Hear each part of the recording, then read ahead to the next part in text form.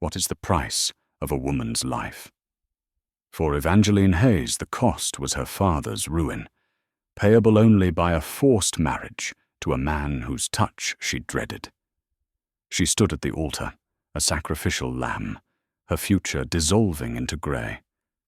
But when the moment came to vow obedience, she chose defiance. In one shocking moment, she ripped the veil from her head, a public declaration of her refusal. The chapel gasped. Her father paled. But from the shadows stepped a man no one expected, the formidable Duke of Althorn.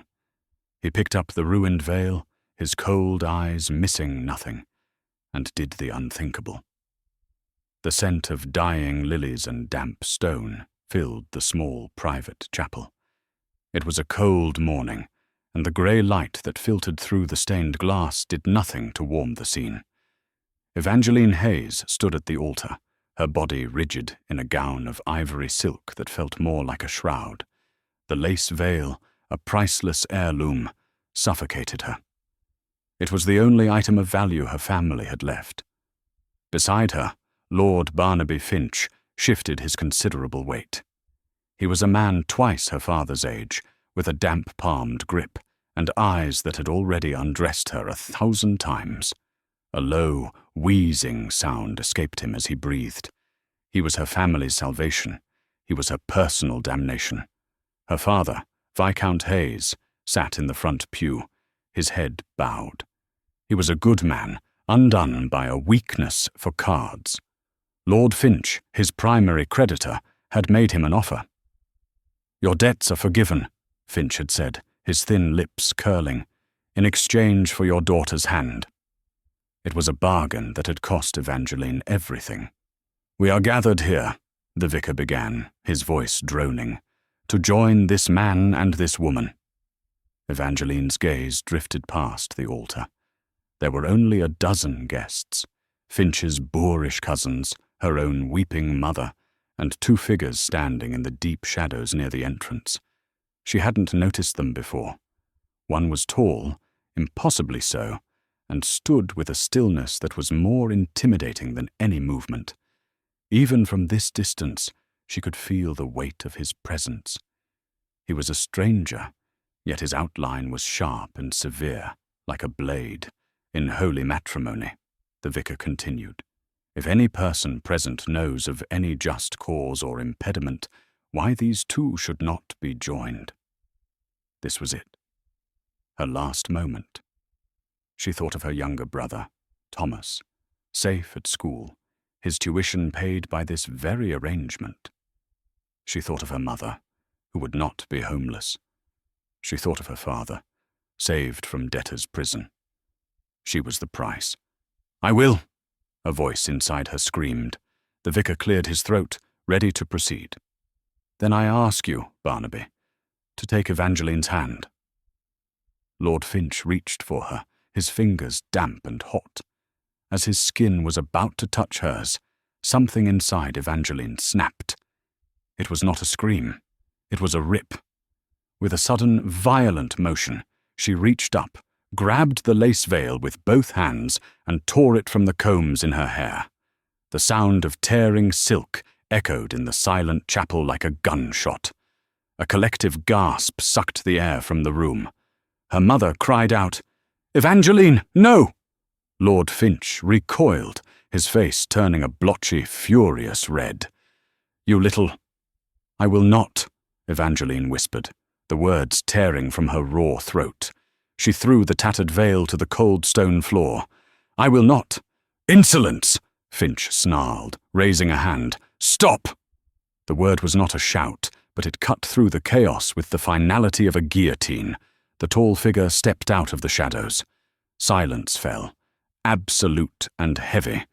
The man moved with a lethal, fluid grace, his polished boots making no sound on the stone floor. He was dressed in black, a stark column of night against the chapel's pale interior. As he drew closer, the light caught the severe planes of his face. A strong jaw, a straight nose, and eyes the colour of a winter storm. This was no mere guest. This was Grayson Thorn, the Duke of Althorn. a man who owned half the county, a recluse spoken of only in whispers. He was known as the Silent Duke, a man of immense power and devastating control. He did not look at Lord Finch. He did not look at the vicar. His gaze was fixed entirely on Evangeline. He reached the altar steps and paused, his eyes falling to the ruined lace at her feet. Slowly, deliberately, he bent and picked it up. He held the two torn pieces in his hand, inspecting them as if they were a curiosity. Finch, emboldened by his own indignation, stepped forward. "Your Grace, this is a private matter. The girl is hysterical. She is to be my wife." The Duke's head lifted. He turned his cold grey eyes on Lord Finch, and for the first time, Finch seemed to realize his own insignificance. He visibly shrank. "She is not," the Duke said, his voice a low rumble. He turned back to Evangeline. She was trembling, not from fear, but from the aftermath of her own rebellion. He stood before her, the ruined veil still in his large, gloved hand. He was impossibly close. She could see a small, white scar just at his hairline, a stark contrast to his dark hair. He didn't try to fix the veil. He simply held the largest piece, the part that had covered her face. With a movement so gentle it startled her, he raised his hand. He did not touch her hair, but held the edge of the lace to her temple, as if setting it back in place. It was a gesture of possession, of quiet claiming. He looked deep into her eyes, and the world seemed to narrow to the space of a breath. "He will not have you," Grayson Thorne said, his voice meant for her alone, though it carried to every corner of the chapel. "I will." He lowered his hand and turned to the stunned crowd. "The wedding is cancelled," he announced. He then looked at Lord Hayes. "Your debt to Lord Finch has been transferred. It is now owed to me. And I, Your Grace, always collect." He offered his arm to Evangeline. "Come." It was not a request. It was a command. She was trading one cage for another, but as she looked at Lord Finch's apoplectic face, and then at the Duke's impenetrable one, she knew that for the first time in months, she could breathe. She placed her hand on his arm. The vestry was a small, cramped room, smelling of old wax and mildew. It was here the Duke led Evangeline, his grip firm on her elbow, his man-at-arms, the second, shorter figure from the shadows, barring the door behind them. The sound of Lord Finch's apoplectic shouting could be heard through the thick oak. "This is an outrage, an abduction. I will have the law on him." "Let him," the Duke said to no one in particular. He released Evangeline, who immediately crossed to the small, grimy window, rubbing her arms. The door burst open, and Lord Hayes stumbled in, his face the colour of ash. "Your Grace, I don't understand. What is the meaning of this? My arrangement with Lord Finch is void," the Duke stated. He turned from the window he had been staring out of. "I am a partner in the bank that holds your notes. This morning I purchased them. All of them." Lord Hayes swayed. "Then I'm ruined. Utterly." "Not at all." Grayson Thorne moved to the small table where the vicar signed certificates. He produced a leather satchel, which he placed on the table with a heavy thud. From it, he pulled a sheaf of papers. "Your debt remains. The collateral, however, has changed." "The collateral?" Lord Hayes repeated, his voice faint. The Duke's gaze slid to Evangeline. She froze, the cold from the window seeping into her. "The arrangement you made with Lord Finch was for your daughter's hand," the Duke said, his voice devoid of emotion. "The terms of the debt remain the same. The creditor has simply changed." Evangeline stepped away from the window. "What are you saying?" "I am saying, Miss Hayes," the Duke replied, his eyes meeting hers, "that your father's freedom will be purchased by you, just as you had planned." The breath left her in a rush. "No, you can't. That's barbaric." "It is business," the Duke countered.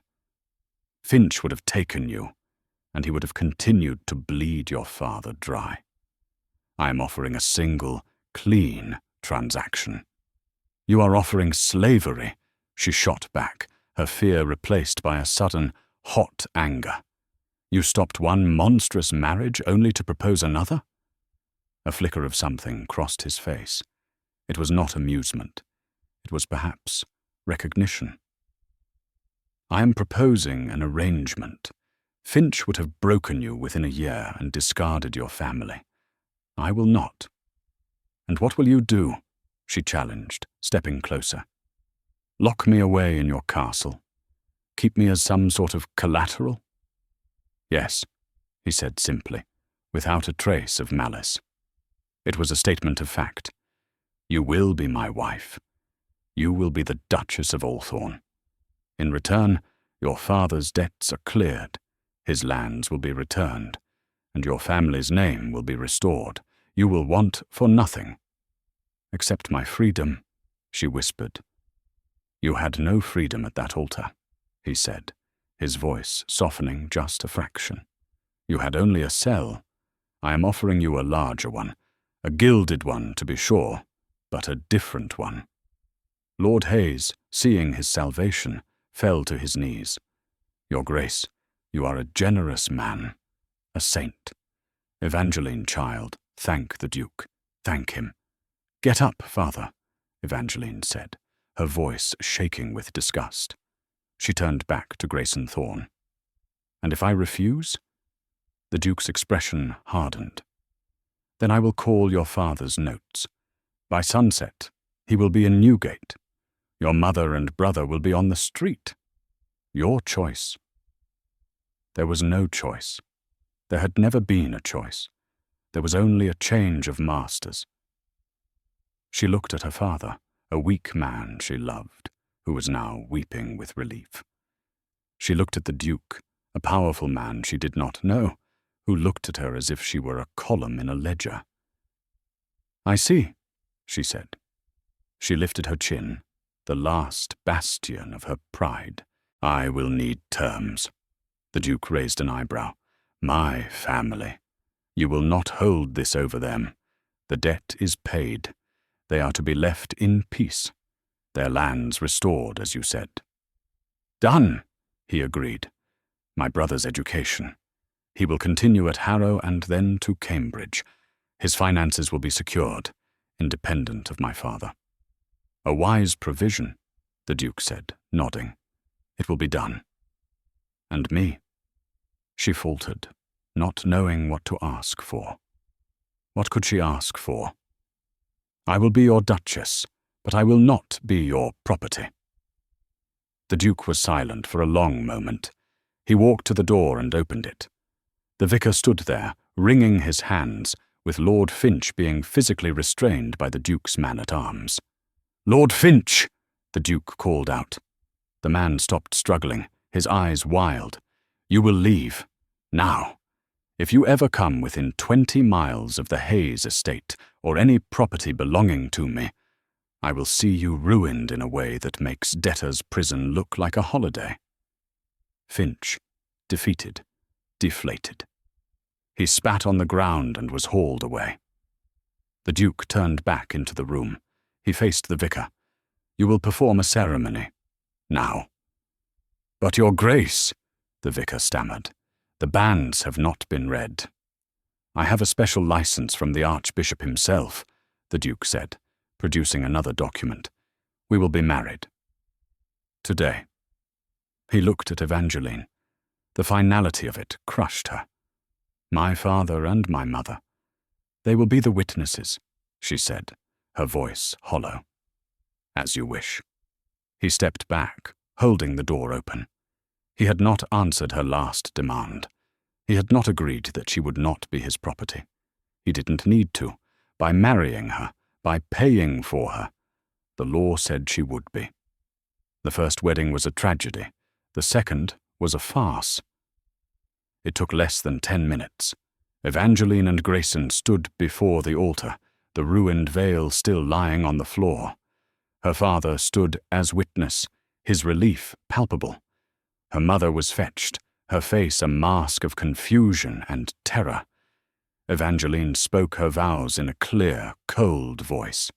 The Duke's voice was a low, steady counterpoint. When he slid the ring on her finger, it was not a thin gold band, but a heavy, square-cut emerald, cold and heavy. It felt like a shackle. "I now pronounce you man and wife." The Duke did not kiss her. He simply took her hand again and placed it on his arm. "Mrs. Hayes, Lord Hayes," he said, nodding to her parents. "My condolences on the loss of your daughter. My congratulations on the restoration of your fortune." He turned and led his new Duchess out of the chapel into the cold grey morning and toward a waiting carriage that bore the Althorn crest. She did not look back. The carriage ride was 4 hours.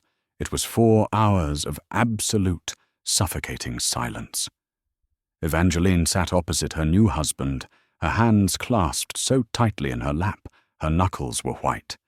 The emerald on her finger felt alien and cold.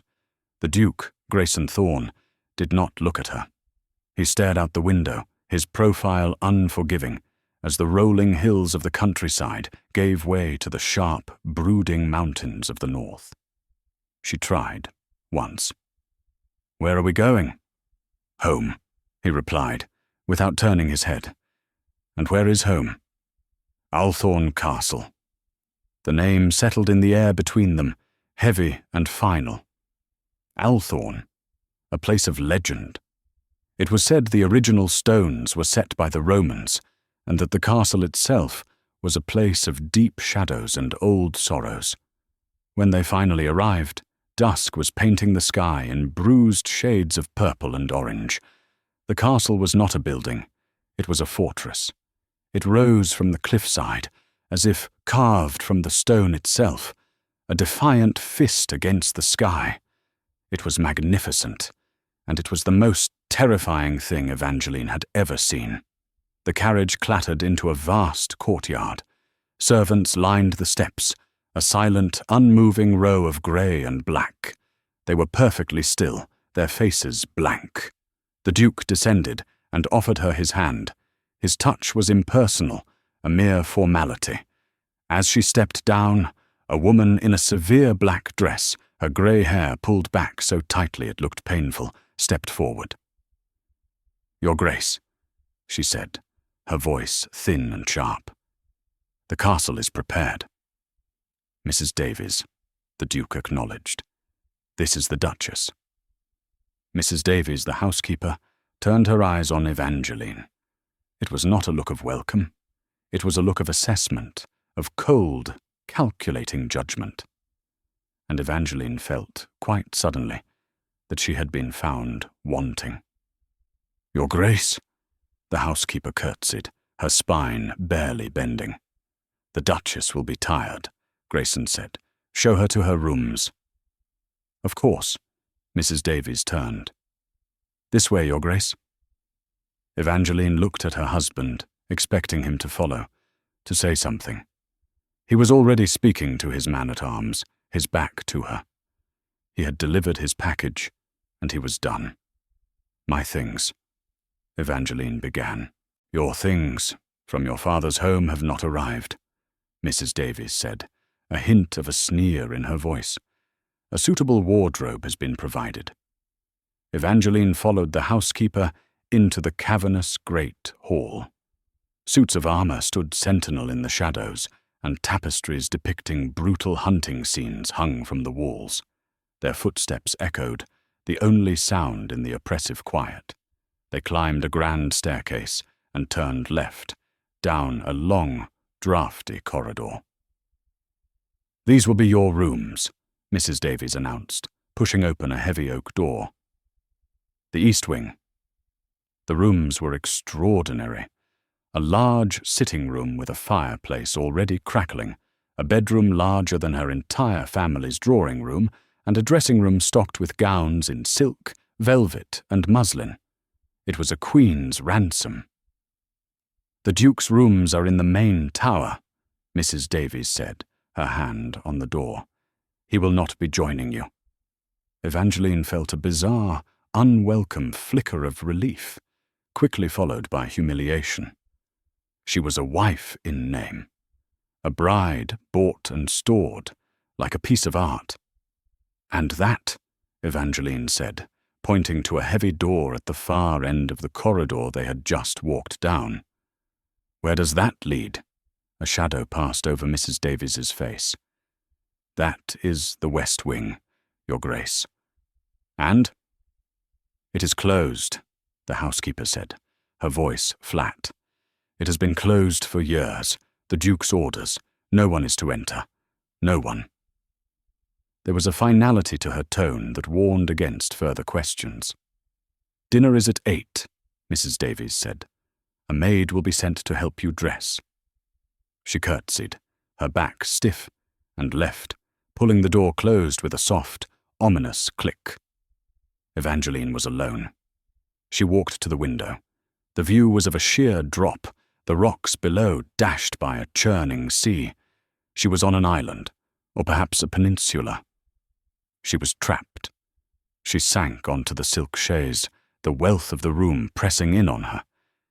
She had been purchased, she had been installed, and now she had been abandoned. Dinner was a silent, agonizing affair. She and the Duke sat at opposite ends of a dining table that could have seated 40. Servants moved like ghosts, placing and removing dishes she barely touched. Grayson Thorn ate with a focused, mechanical precision. He did not speak. Finally, she could stand it no more. "Why did you do it?" she asked, her voice sounding too loud in the vast room. He paused, his wine glass halfway to his lips. "Do what?" "Today. Why me? You could have ruined Finch without this." She gestured around the room. "You could have bought my father's debt and sent me home. Why marry me?" He set the glass down. His grey eyes met hers down the length of the table. "Althorn needs an heir. I require a duchess. You were available." The cold, brutal honesty of it was worse than any lie. "You were a suitable solution to a pressing problem, Miss Hayes, or rather, Your Grace." "A solution," she repeated, the word tasting like ash. "Like a brood mare." He did not deny it. "The Althorn line must continue. I was married once before. It did not end well." This was the first personal detail he had offered. "What happened?" "My first wife, Eliza, is dead." His voice was flat, but a muscle jumped in his jaw. "It is not a subject I wish to discuss. Ever." He stood, throwing his napkin onto the table. "You have your rooms. You have your title. The estate is complex. I would advise you not to trouble yourself with its affairs." "And what am I to trouble myself with?" she asked, rising to meet his gaze. "The color of the drapes? The placement of the flowers?" "That would be a start," he said. He looked at her for a moment, a long, unreadable appraisal. "The East Wing is yours. The library is at your disposal. The grounds within reason. You will stay out of the West Wing. You will not ask questions about my first wife, and you will perform your duties as Duchess when I require it. Is that clear?" He was setting the terms of her imprisonment. "And if I do not agree?" "You already have," he said.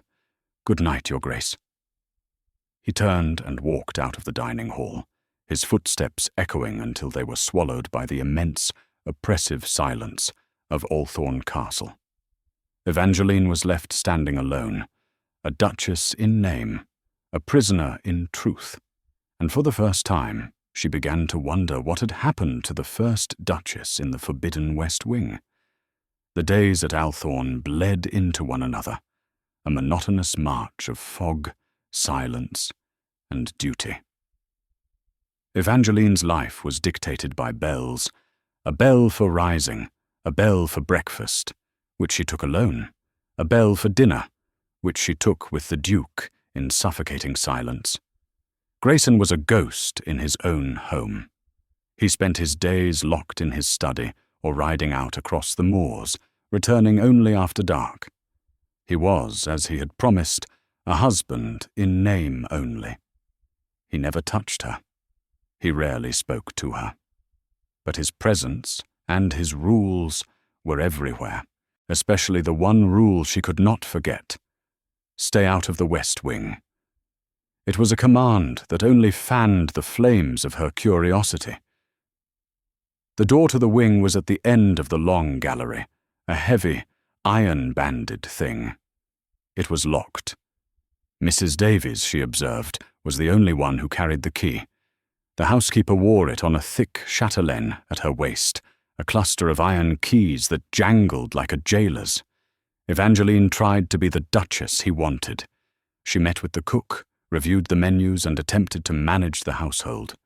It was here she met her first and most formidable obstacle: Mrs. Davies. "The ledgers, Mrs. Davies?" Evangeline asked one morning, sitting in the small morning room she had claimed as her own. "I would like to review the household accounts." "That will not be necessary, Your Grace," Mrs. Davies replied, not bothering to look up from her mending. "The Duke prefers I handle the finances." "The Duke may prefer it, but I am the Duchess, and I will see them." The ledgers, when they were finally produced, were a mess. Or rather, they were too neat. There were vast sums allocated to supplies and maintenance that seemed exorbitant, even for a castle this size. But the most curious entry was a regular, large payment to a B.F. Evangeline's blood ran cold. B.F. Barnaby Finch? It couldn't be. Was her husband still paying the man he had thwarted? She needed to understand the man she had married. She went to the library, a magnificent two-story room, and began to search. Not for books on economics, but for a history of Althorn, a history of her husband. She found very little. Grayson Thorn had inherited the title 5 years prior, following the death of his elder brother. He had married a year later, Eliza Delamere. There was one small portrait of her in a society gazette. She was beautiful, with pale blonde hair and a fragile, almost ethereal smile. The gazette mentioned their fairy tale wedding. 2 years later, a small, terse announcement: "The Duchess of Althorn has passed. She leaves no issue, no cause of death, no details, just gone." It was then that Evangeline started to hear the sounds. It only happened late at night, when the wind screamed around the castle turrets. It was a faint sound, elusive. At first, she thought it was the wind itself, or the sea. But as she lay awake in her grand, empty bed, she realized it was something else. It was music, a high, thin melody, like a music box, and beneath it, someone crying. The sounds came from the end of the hall, from the locked door, from the West Wing. Evangeline got out of bed, her heart hammering. She crept down the cold corridor, her bare feet silent on the stone. She pressed her ear to the thick oak door. It was true. She could hear it, a tinkling, repetitive melody, and the unmistakable sound of a woman's quiet, desperate sobbing. A cold, primal fear seized her. A ghost? Was the castle haunted by the first, tragic Duchess? She fled back to her room, her mind racing. Grayson had said Eliza was dead. Mrs. Davies had said the wing was closed. They were lying. The next day, she sought out a maid, a young girl named Mary, who seemed less terrified of her than the others. Evangeline found her in the linen closet. "Mary," Evangeline said, keeping her voice casual, "I am curious about the castle's history. The West Wing, it seems so sad, to have it all closed up." Mary's face went pale. "Oh no, Your Grace, we don't talk about that. It's a sad place." "Why?" Evangeline pressed gently. "The first Duchess," Mary whispered, looking over her shoulder. "She was not well. After the baby?"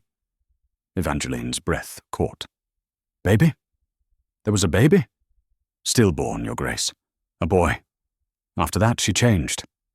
Mary's eyes were wide with a mix of fear and pity. They say she went mad. She loved her music box. Mary looked terrified, as if she had said too much. She died there, Your Grace, in that wing. Some say she never left. A baby? A stillborn son. Evangeline's mind reeled. Althorn needs an heir. His words came back to her, now dripping with a new, tragic meaning. He hadn't just lost a wife, he had lost his son. That night, she confronted him at their silent dinner. "You told me your wife was dead," Evangeline said, her voice shaking slightly. "You didn't tell me you had a child, a son." Grayson's fork clattered onto his plate. He rose from the table, his face a mask of thunder. "I told you," he bit out. "That subject is not to be discussed." "How can it not be?" she cried, standing to face him. "This whole castle, it's a tomb, it's a shrine to her. I hear her, Grayson. I hear her crying at night. I hear her music box." His head snapped up. The color drained from his face, leaving behind a stark, terrifying emptiness. "What?" he said, his voice deadly soft. "Did you say?" "I hear her," Evangeline repeated, quieter now. "From the West Wing. I know she's dead, but there are whispers. They say she haunts it. They say she's still there." The Duke stared at her, and for the first time she saw not coldness, not anger, but a raw, agonizing pain. He looked like a man being flayed alive. "You hear a music box?" he whispered, his voice hoarse. "Yes. And crying." He didn't speak. He turned and strode from the room, his long legs carrying him quickly. Evangeline, driven by a force she didn't understand, ran after him. He was not going to his study. He was not going to his tower. He was walking down the long gallery. He was walking, like a man in a trance, toward the locked, forbidden door of the West Wing. He stopped in front of it, his shoulders rigid. "Grayson?" she said, her voice small. He didn't turn. "You will go back to your room. Now, Evangeline." It was the first time he had used her given name. "I will not. What is in there? If it's a ghost, I am not afraid. But if it is not..." He turned to her, his face haggard in the moonlight, streaming through the gallery window. "The only ghosts in this castle, Your Grace, are the ones we carry with us." From behind the door, faint but clear, the music box played its tinny, sad tune. Grayson Thorn's face, the face of the silent Duke, crumpled. He leaned his forehead against the iron-banded door, his eyes squeezed shut, a single hoarse sound escaping his throat. It was not a word.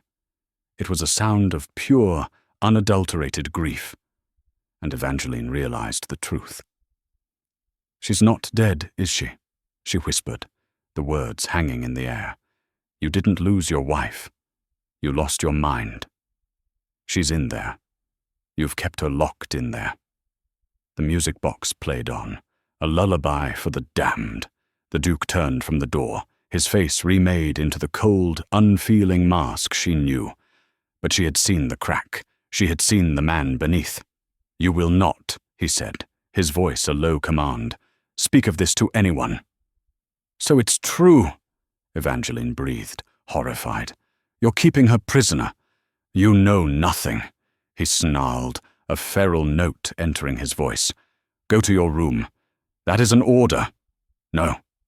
Evangeline stood her ground. "You bought me. You made me your duchess.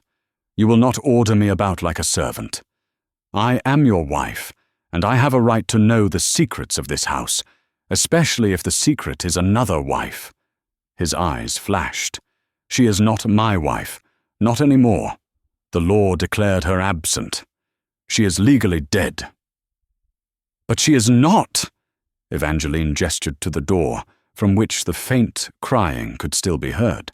"She is in there, alive, and you have taken another wife. That is bigamy. That is a sin. It is a necessity," He roared, his control finally shattering. The sheer volume of his voice in the silent gallery made her flinch. The title must be secured. The line must continue. There must be an heir. And she could not provide one, Evangeline finished, the pieces clicking into place. The stillborn son. It drove her mad, and you locked her away and replaced her. I did what I had to do, he said, his voice dropping back to a cold monotone. He looked exhausted. You will never understand the complications. Try me. He looked at her, a long, searching look. Mrs. Davies, he said. She tends to her. Mrs. Davies, Evangeline repeated. The stern housekeeper, the one who hated her, the one with the keys. She's your accomplice, your jailer? She is loyal to Eliza. He ran a hand through his dark hair. It is not what you think. Now, for the last time, leave me. He turned back to the door, his head bowed. He was not a monster. He was a man in his own private hell. But Evangeline had a problem. If Eliza was alive, then her marriage was a sham. She was not a duchess. She was nothing. A mistress, installed in the house under false pretenses. And if that were true, her family was not safe. The agreement was void. She retreated to her room, but not to sleep. She was more trapped than she had ever been. She had to know the truth. Not his truth, but the real one. She had to get into the West Wing. She watched Mrs. Davies for 2 days. The housekeeper was a creature of rigid routine. She went to the West Wing 3 times a day. Once in the morning with a breakfast tray, once at noon with lunch, and once at night with a supper tray and a bottle of something. Laudanum? The keys never left her waist. Evangeline would have to take them. She formed a plan. She went to the ledgers again, to the page with the BF entry. She would create a crisis that only Mrs. Davies could solve. That evening, just before Mrs. Davies was to make her nightly visit, Evangeline found her in the main hall. Mrs. Davies, Evangeline said, her voice calm and authoritative. I was reviewing the ledgers. I have a question about a significant recurring expenditure. One labelled BF. The housekeeper froze. Her hand, which had been adjusting her apron, stilled. I don't know what you mean, Your Grace. I think you do. Evangeline held up the ledger, which she had carried from the library. It's a very large sum. Paid monthly. To a BF, I can only imagine what the Duke would say if he knew his funds were being misappropriated. Mrs. Davies's face, usually so impassive, turned a mottled white. It is not. It is for the castle. Is it?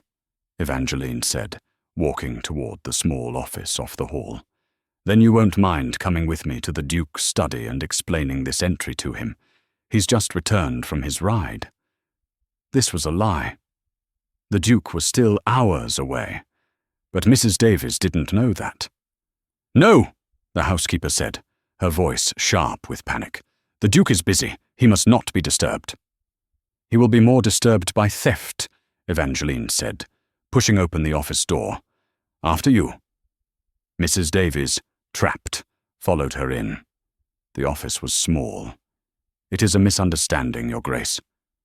Then explain it.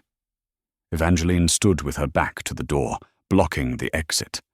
The housekeeper, her hands trembling, began a long, convoluted story about a supplier in the village, a man named Benjamin Fields. As she spoke, her hands fluttered at her waist, twisting in her apron, and Evangeline saw what she was doing. Mrs. Davies, in her agitation, was fumbling with her key-ring. Benjamin Fields, Evangeline repeated, pretending to consider it. And he requires cash payments? In such large amounts? He is a difficult man, Your Grace. I'm sure he is. Evangeline took a step closer. You seem agitated, Mrs. Davies. Perhaps you should sit. The housekeeper was sweating now. I must attend to my duties. She tried to push past Evangeline. In that moment, Evangeline tripped, stumbling against the housekeeper. The keyring, heavy and iron, was at her hip. In the tangle of limbs and apologies, Evangeline's nimble fingers found the one large, ornate iron key she had seen the housekeeper use. With a practiced motion, born of desperation, she unhooked it from the ring. It was cold in her palm. "Oh, forgive me, Mrs. Davies," Evangeline said, righting herself. "How clumsy." "Your Grace." The housekeeper, now just wanting to escape, bowed stiffly and hurried from the room. She didn't check her keys. Evangeline's heart hammered against her ribs. She had the key. She waited an hour until the castle was deep in the quiet of the night. She crept down the long gallery, the heavy key a weight in her hand. The west wing door loomed. The key slid into the lock with a well-oiled click. She cringed, but no one came. She turned it. The tumblers fell, and the heavy door opened with a low groan. She stepped inside. The air was stale and cold. This wing was not like the rest of the castle. It was feminine. The walls were covered in faded rose-patterned silk. The furniture was delicate, French, and covered in dust cloths. It was a tomb, a shrine. She walked down the hall, her hand on the wall. At the very end, a line of light shone from under a door. She heard the music box and the crying. Her hand trembled as she pushed the door open. The room was a nursery, a beautiful, tragic room, filled with toys and a magnificent crib. In the corner, a woman sat in a rocking chair, her back to the door. She was rail-thin, her pale blonde hair hanging in limp, matted strands. She was humming to the music box in her lap. "Eliza?" Evangeline whispered. The woman in the chair did not turn. She kept rocking, humming, and crying. Evangeline stepped further into the room, and she saw it. In the crib, there was not a baby. There was a porcelain doll dressed in antique lace. The woman in the chair was not Eliza. The woman in the chair, her face puffy and stained with tears, was Mrs. Davies. "She's gone," the housekeeper was muttering, rocking the music box. "He took her from me. He locked her away. And then he killed her. My sweet girl. My Eliza." Evangeline froze, a new, far more terrible realization dawning. A hand closed on her shoulder. She spun, a scream in her throat. Grayson Thorn stood in the doorway, his face a mask of cold, unbridled fury. "I told you," he hissed, "never to come here." "Where is she?" Evangeline demanded, her voice shaking. "Eliza, where is she?" "She is where she has always been," the Duke said, his voice raw. He pointed past her. Evangeline looked. She had been so focused on the nursery, she hadn't seen the adjoining door. It was open. It was a bedroom. And on the bed, lying perfectly still, her blonde hair spread on the pillow, was a woman. She was pale, her eyes closed. "Is she drugged?" the Duke said, his voice flat. "With the laudanum Mrs. Davies provides, to keep her quiet, to keep her peaceful." "But Mrs. Davies—" Evangeline pointed to the housekeeper, who was still rocking and weeping, lost in her own grief. "Eliza was her mistress," Grayson said, his voice heavy with a weariness that went bone deep. "But she was more than that. You wanted to know the truth. Here it is." He stepped into the room. "Mrs. Davies." "That is enough." The housekeeper didn't look up. "He killed her. He killed my baby." "Mrs. Davies," Grayson said, his voice sharper. "Your sister is resting." Evangeline's head snapped to him. "Sister?" "Eliza was not her mistress," Grayson said, his eyes filled with a pain so old it was part of him. "Eliza Thorn is her daughter." The revelation hung in the air, more chilling than the draft from the hall. Her daughter, Evangeline repeated, her mind struggling to connect the pieces. But she's a housekeeper. Eliza was nobility. A Delamere. Eliza Delamere died when she was 6, Grayson said, his voice a low, heavy monotone. He walked past Evangeline and stood over the rocking housekeeper. Mrs. Davies. Enough. He gently took the music box from her hands. The housekeeper, her ritual broken, finally looked up, her eyes unfocused. Your Grace. I know, he said. He wasn't speaking to a servant. He was speaking to a grieving mother. Go to your room. I will see to her. Mrs. Davies, looking like a sleepwalker, stumbled to her feet and shuffled out of the room, leaving the 3 of them, Evangeline, the Duke, and the sleeping form on the bed, in the vast, sad silence. Explain, Evangeline demanded, though her voice was soft now. Grayson ran a hand over his face. He looked 10 years older than he had that morning. Her name is not Davies. It was Danvers. She was the nursery governess for the Delamere family. Her own child, an illegitimate daughter named Eliza, was raised in the household, passed off as a distant, poor relation. He walked to the window, staring out into the blackness. When the real Eliza Delamere died of a fever, the family covered it up. They couldn't bear the loss, the scandal. They substituted her, Mrs. Danvers's daughter. My wife. My God, Evangeline whispered. She was an imposter. She was a victim, Grayson corrected, his voice harsh. Raised to be someone she wasn't. Fed lies her whole life. When I met her, she was beautiful, fragile and terrified. Terrified someone would find out she wasn't real. Her mother, Mrs. Davies, came with her as her devoted lady's maid to manage her, to control her. He turned to face Evangeline. The pressure was too much. She was not strong. She was prone to melancholia. When she lost the baby, our son, she shattered. He gestured to the woman on the bed. This is what was left. She is not mad, not in the way you think. She is broken. She retreated into a world where her baby is still alive, where she is still the perfect duchess. And her mother, Evangeline finished, blames you. For all of it, Grayson nodded. For marrying her, for forcing her to produce an heir, for everything. Mrs. Davies believes I drove her daughter to this. She has kept her here, in this shrine, dosing her with laudanum, caring for her. But it's not care. It's preservation. It's penance. And you let her? Evangeline was aghast. You locked your own wife away? What would you have had me do? He lashed out, the pain returning. Commit her to Bedlam? To an asylum? To be beaten and chained? Here she is safe. She is unaware. Her mother tends to her. It was the only kindness I could offer. But the money, Evangeline said, her mind flashing back to the ledger. The BF entry. It wasn't Barnaby Finch. No. A dark, dangerous look crossed the Duke's face. It was Blackwell's farm. The asylum I should have sent her to. Mrs. Davies has been extorting me for years. The price of her silence, the price of her care.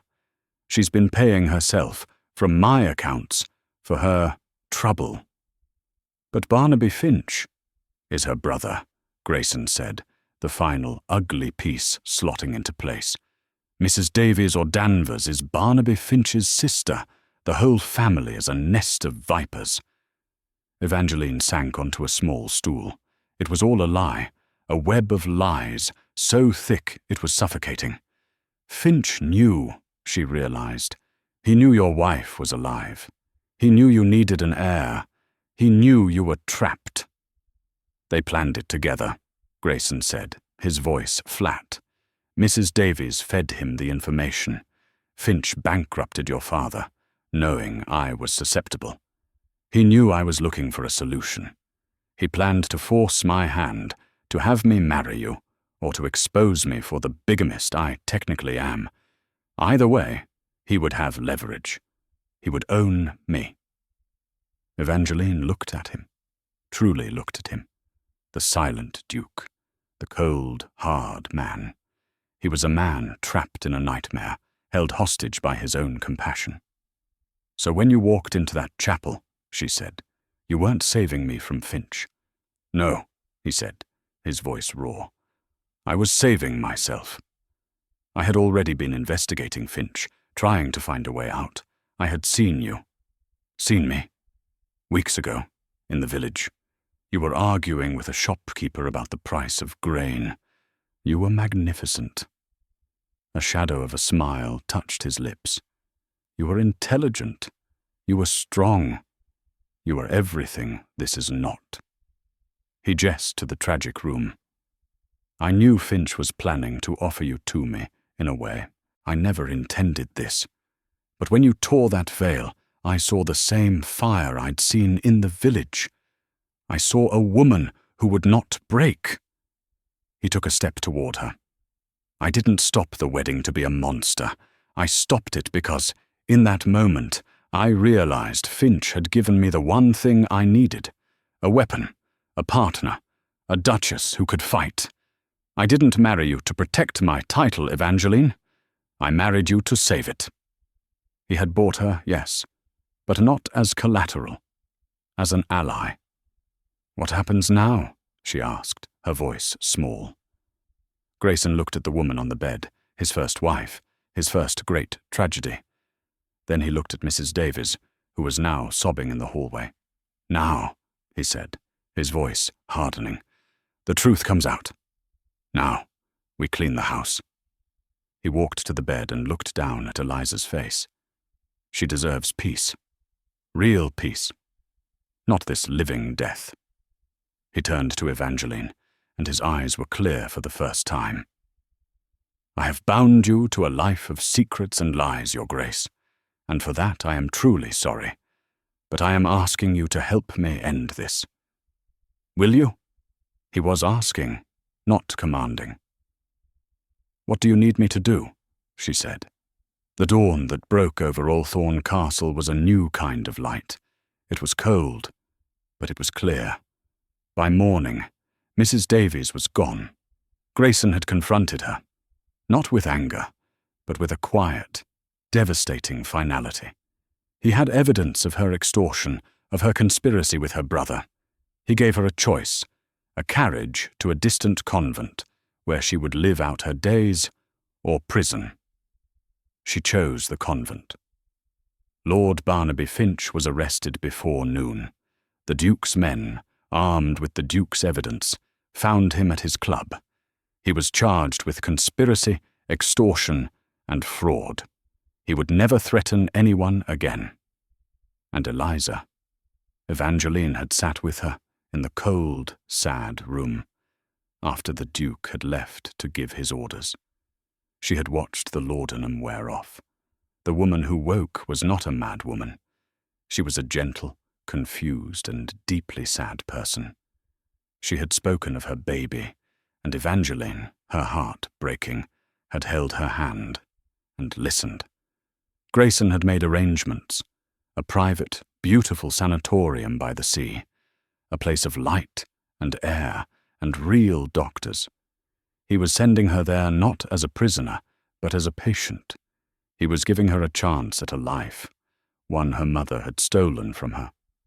Evangeline stood in the grand drawing room, the one she had never felt belonged to her, watching the carriage take Eliza away. She felt a profound, aching sadness. The castle was quiet. For the first time, it was not an oppressive silence. It was just quiet. Grayson entered the room, his face etched with exhaustion. He did not look at her, but went to the fireplace, staring into the flames. "It is done," he said. "Yes," she replied. He was silent for a full minute. Then he turned to her. Your marriage to me is not valid. It was performed under false pretenses. My wife was alive. You are free, Evangeline. He walked to the desk.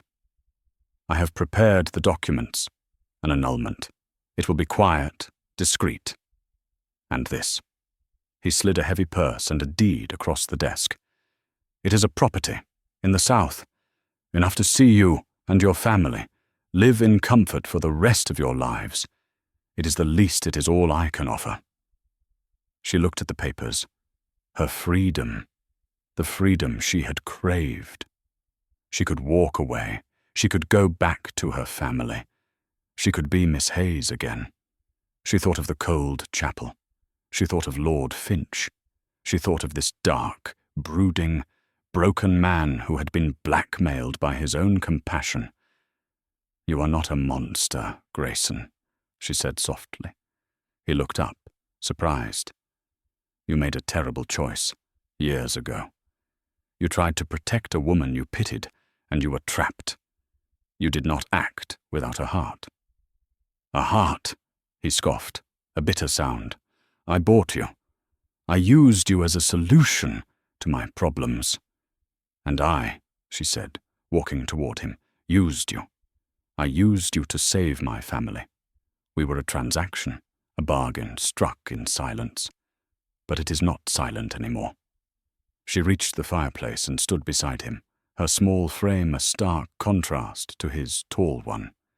You asked for my hand at that altar, she said, looking into the fire, but you never asked me why I tore the veil.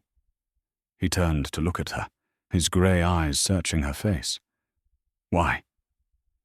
I tore it because it was a lie, she said, meeting his gaze. It was a symbol of my bondage to a man I despised, a future I could not bear. It was an act of finality, of an ending. She reached out and, very gently, touched his hand. He flinched but did not pull away. You set it back, she whispered. You picked up the pieces of that lie, and you offered me a different one. Evangeline, he began, his voice thick. But it is not a lie anymore, she said, her voice gaining strength. Yesterday this was a prison. Today, she looked around the room, which was now filled with morning light. Today it is just a house that needs a mistress, a house that needs a life. She turned to him fully. I will not take your money, Your Grace. I will not take your annulment. What are you saying? He asked, his voice hoarse. I am saying, she said, a small, tentative smile touching her lips, that Althorn still needs an heir, and you still require a duchess. His face was a mask of disbelief, of a hope he hadn't dared to feel. I will not be the Duchess of the West Wing, she said, her voice firm. I will not be a ghost or a replacement. I will be the Duchess of Althorn, but this time it will be real. Grayson Thorn, the silent duke, looked at this woman, this stranger he had bought, who had seen the very worst of him, who had unearthed all his secrets, and who was still standing here. He took her hand, the one with the heavy emerald ring. He brought it to his lips. His own hand was trembling. The wedding in the chapel, it was a contract, he said. It was not a marriage.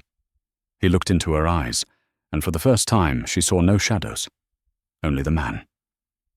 Evangeline, he said, his voice quiet but clear. Will you stay? Will you be my wife? My true wife? She didn't hesitate. She didn't need to. She had been bought. She had been bartered. But for the first time she was being chosen. And she was choosing, too. Yes, Grayson, she said, her hand warm in his. I will. And so, the story of the silent duke and his defiant duchess truly began.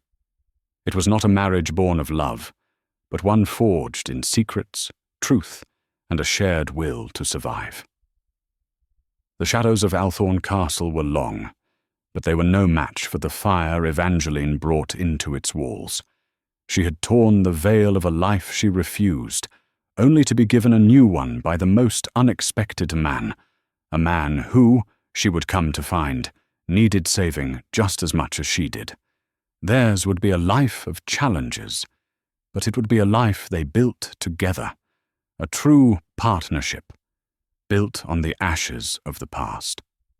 Thank you for listening to this dramatic story. If you were captivated by Evangeline's journey and the Duke's secrets, please let us know in the comments. What do you think will happen next for them? We love hearing your thoughts. Don't forget to like this video if you enjoyed it, share it with a friend who loves historical romance, and most importantly, subscribe to our channel for more tales of drama, passion, and incredible twists. Hit that notification bell so you never miss a new story.